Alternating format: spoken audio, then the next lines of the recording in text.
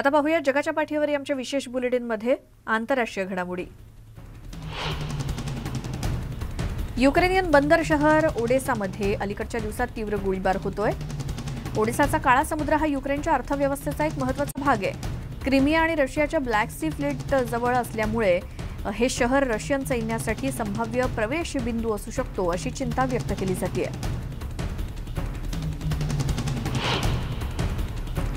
पूर्व युक्रेनमधील बंडखोर नियंत्रित प्रदेशातून शुक्रवारी निर्वासन सुरू होताच रशियाच्या सीमेवर प्रचंड वाहतूक कोंडी निर्माण झाली होती।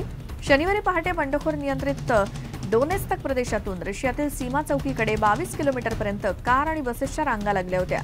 या प्रदेशाला गोळीबाराचा फटका बसला आणि रशियन समर्थक बंडखोरांनी संघर्ष क्षेत्रातून नागरिकांना बाहेर काढलं।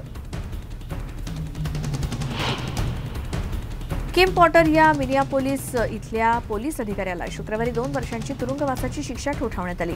20 वर्षांच्या डांटे राईट या कृष्णवर्णीयावर तिनं गोळी झाडली होती, ज्या डांटेचा मृत्यू झाला होता। डांटेचा 11 एप्रिलला मृत्यू झाला, तर किम पॉटरला गेल्या डिसेंबरमध्ये दोषी ठरवण्यात आलं होतं। रेजिना चू यांनी किमसाठी कमी शिक्षेची मागणी केली होती। मॅक्सर टेक्नॉलॉजीज नावाच्या एका व्यावसायिक उपग्रह प्रतिमा कंपनीच्या उपग्रह प्रतिमांनी शुक्रवारी युक्रेनजवळ लष्करी हालचाली दाखवल्यात। या प्रतिमांमधून मिल्द्रोवो एअरफील्ड, रशिया, नोवोजेर्नोये, क्रायमिया आणि बेलारूसमधील ल्युनिनेट्स एअरफील्ड या ठिकाणी सैन्य तैनात असल्याचं दिसतंय। पूर्व युक्रेनमधील वाढत्या तणावामुळे रशियन आक्रमणाची भीती सुद्धा आणखी वाढली आहे। रशियन सैन्यानं राजधानी कीव्हसह आगामी काळात युक्रेनवरती हल्ला करण्याची योजना आखली आहे, असं अमेरिकेचे राष्ट्राध्यक्ष जो बायडेन म्हणाले। बायडेन यांनी शुक्रवारी संध्याकाळी व्हाईट हाऊसमधून ही टिप्पणी केली। पुतिन यांनी व्यापक आक्रमण करण्याचा अंतिम निर्णय घेतला होता की नाही याची अमेरिकेला खात्री नव्हती, असं काही आठवड्यानंतर बायडेन म्हणाले।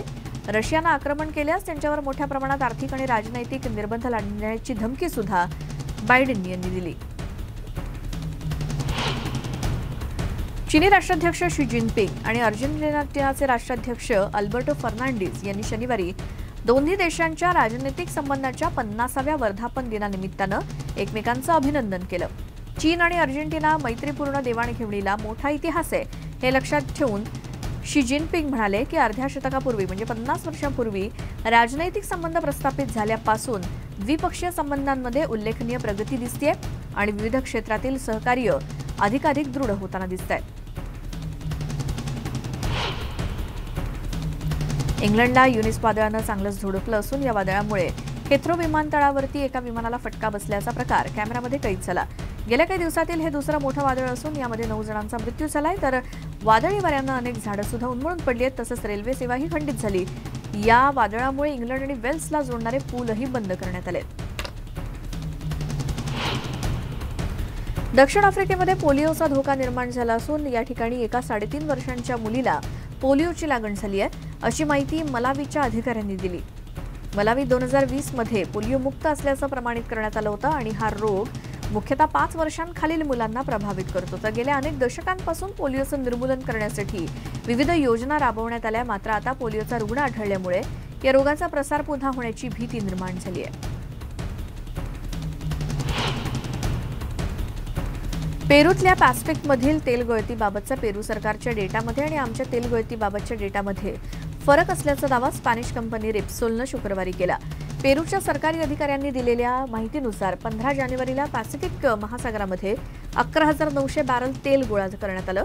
रेप्सोलचे प्रमुख जेमे फर्नांडिस कुएस्टा यांनी स्पष्ट केलं की रिफायनरीतील नोंदीनुसार तेल गळती 10,400 बॅरल इतकी झाली होती, तर पर्यावरण मंत्री मॉडेस्टो मोंटोयो यांनी 2,000 बॅरल तेल गोळा केल्याची माहिती दिली, त्यामुळे रेप्सोलनं हा दावा केलाय।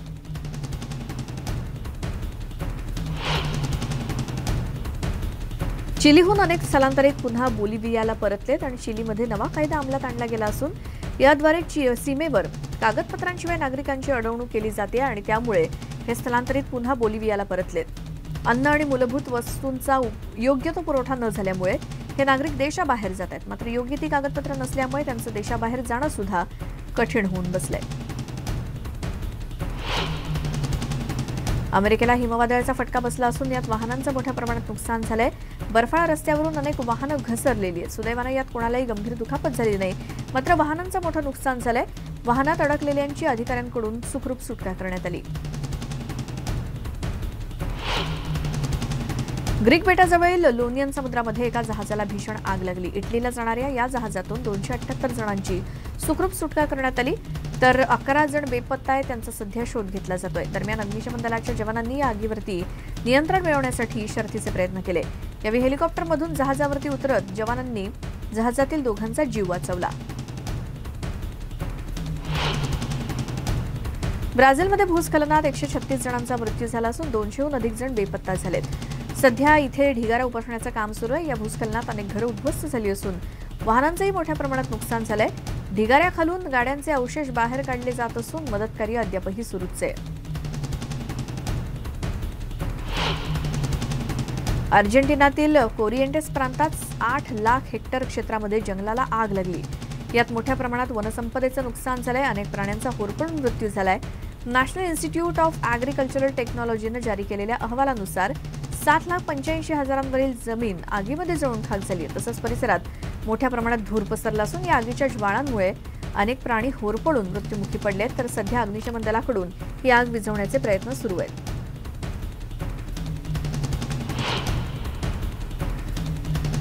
मेक्सिकोमध्ये हार्बर लोपेज या पत्रकाराची हत्या करण्यात आली असून याच्या निषेधार्थ मूक मोर्चा काढण्यात आला.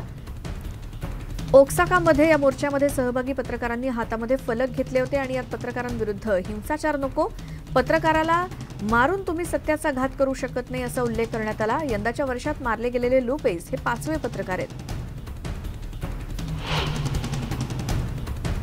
बोलिव्हियामध्ये तुरुंगाबाहेर आंदोलन करण्यात आलं आणि यावेळी आंदोलकांनी माजी अध्यक्ष जिनिनेज यांना वैद्यकीय उपचारासाठी सोडण्यात यावं अशी मागणी केली.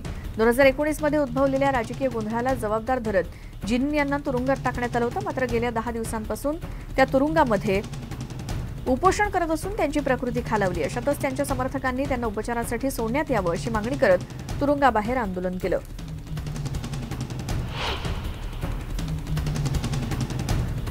कॅनडामध्ये ट्रक चालकांच्या आंदोलनावेळी आंदोलकांवरती धडक कारवाई करायला गेलेल्या पोलिसांनी कारवाई करायला सुरुवात केली आहे. काही आंदोलकांना पोलिसांनी अटक देखील केली असून त्यांची वाहनं सुद्धा टो करण्यात आली आहेत. कोरोनावरील निर्बंधांविरोधात ट्रक चालकांचं गेल्या काही दिवसांपासून आंदोलन सुरू आहे. मात्र आता हा निषेध संपुष्टात येण्याची शक्यता आहे, कारण पोलिसांनी आंदोलक ट्रक चालकांवरती कारवाईला सुरुवात केली आणि शेकडो पोलीस रस्त्यावरती उतरल्यानं काही आंदोलकांनी पळ काढला. तर या आंदोलनादरम्यान हाणामारी झाल्यामुळे आंदोलनाला हिंसक वळण प्राप्त झालंय.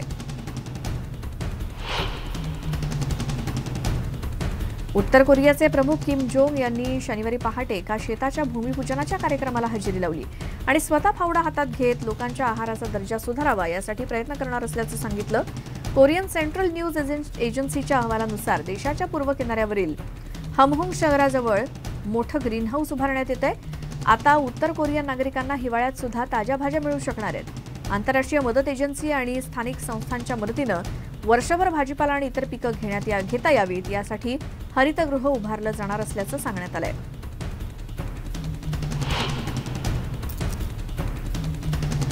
दोन वर्षांच्या विश्रांतीनंतर हायटस एल्मो कुकी मॉन्स्टर पुन्हा त्यांचा शो घेऊन बिग ॲपल म्हणजेच न्यूयॉर्कमध्ये दाखल झाले. तर सेसम स्ट्रीट लाईव्ह लेट्स पार्टी या शोच्या तयारीसाठी आम्ही हा वेळ उपयोगात आणला असं कलाकार म्हणाले. लहान मुलांचं लक्ष वेधून घेणाऱ्या हायटस एल्मो कुकी या तिघांनी लाल, निळ्या आणि पिवळ्या रंगाचे कपडे परिधान करून एम्पायर स्टेट इमारतीमध्ये परफॉर्म केलं.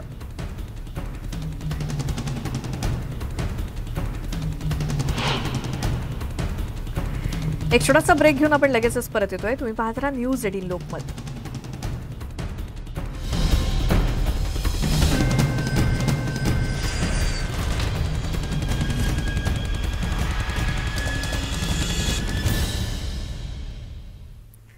ब्रेकनंतर बुलेटिनमध्ये तुमचं स्वागत आणि पुन्हा पाहूयात आंतरराष्ट्रीय घडामोडी.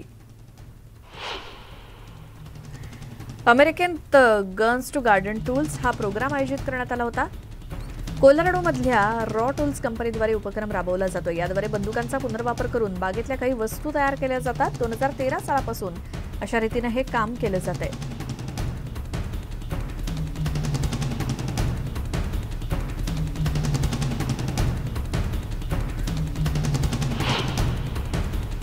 या आंतरराष्ट्रीय घडामोडींसोबतच जगाच्या पाठीवर आमच्या विशेष बुलेटिनमध्ये वेळ झाली इथेच थांबण्याची. नमस्कार.